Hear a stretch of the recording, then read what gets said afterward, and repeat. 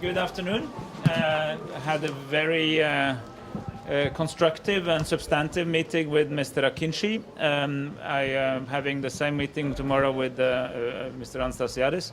As you will have seen from the leader's statement, both Mr. Anastasiadis and Mr. Akinci last night, they came out of a meeting that they have described as productive, constructive, good. I agree with them. I don't want to add anything to what they said about that meeting, but we are working now to build on that momentum for the next leaders meeting, which will be held on Monday morning. So as you can see, contrary to expectations on some quarters, there is no let-up in the process. It's moving forward constructively and in a structured way. The negotiators have been working particularly hard over the last weeks to prepare documents for these conversations, and I think we are right now in a positive spot. As I keep saying, there's a lot of work yet to be done and many outstanding issues, but the spirit surrounding the talks and in the talks, I think, is good. I also want to highlight the fact that we have Assistant Secretary of State Victoria Nuland on the island now. I had meetings with her. She also met with both with Mr. Akinci and Mr. Anastasiadis. That's one of the many visits that we're having now from countries that really want to support this process, support the leaders in what they are trying to do. I was myself in Paris on Friday. I saw the French foreign minister and other representatives of the French government. France also expresses a strong desire to be helpful in this process. The day before I spoke to the British foreign minister, and I'm just mentioning this to show that the international interest and expression of support for this at this critical juncture is very, very strong.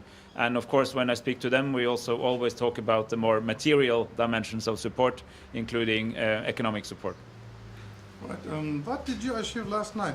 Can you tell us some new achievements about the chapters which were unsolved, for example? I would love to, but I cannot. And every time you ask, and I have my, as I told you before, deep sympathy with the question, but I also very much respect that it should be the leaders who decide what and when they shall communicate, because as you know, we have an interdependent set of negotiations where one issue in one area is connected to another issue in another area. So we're building an understanding, and we're also working to take some of the existing understandings down to black text.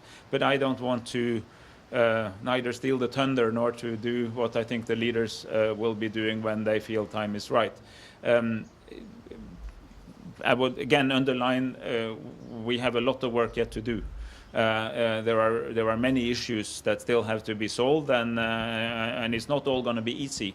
But what I just make reference to what the public statements last night and this morning from both leaders, that they were satisfied with the meeting itself and what the meeting represents in the talks, and I think I will support that sense. I think that was a sense shared by everyone involved yesterday. Yeah, sometimes we are reading from the Greek Cypriot media that the spokesperson of the Greek Cypriot government made a statement about the property issues, that there is still important unsolved issues on the table, for example.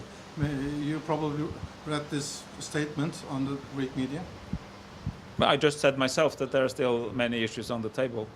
And you wouldn't make any more further comments about that? Well, I mean, here we have a ongoing intense negotiations. The negotiators have met, now it's more than 100 times, informal meetings, apart from all their other contacts. The leaders are meeting now for this, on Monday for the second time in less than a week.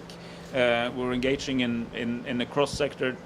People wouldn't do this if they didn't believe that this was getting somewhere. But the point is not so much what do we achieve on any given day. The point is where this overall process is heading, and significant progress is being made. Significant issues are outstanding, and that's going to be I expect that to be my comment next week and the week after that as well, because it will take time before this is over. But they are doing their best to overcome any differences, but also to deal with issues where there is no difference but they have to be tackled. I mean, the economic dimension of this, for instance, is not a disagreement, but it requires work, to take one Can I ask example. you a question? You met with British and the French foreign ministers. Yes. And you know, the natural resources issue is a controversial matter. Did the issue come up when you met with them? And that's my first question. The second question, our president is willing to make a joint statement about the ongoing negotiations, the convergences and the differences. And I mean, is there any foreseeable future that there will be a meeting or a press conference in such context? Well, that could perfectly well be, but if that happens, it happens, and when it happens, they will be there. So rather than making statements about future statements, let's see when the statements come. And I have good conversations with key supporting countries and organizations, and I will have those conversations with them, not necessarily through the media. Thank you very much. Okay. Thank you. Thank you. That's what I just answered.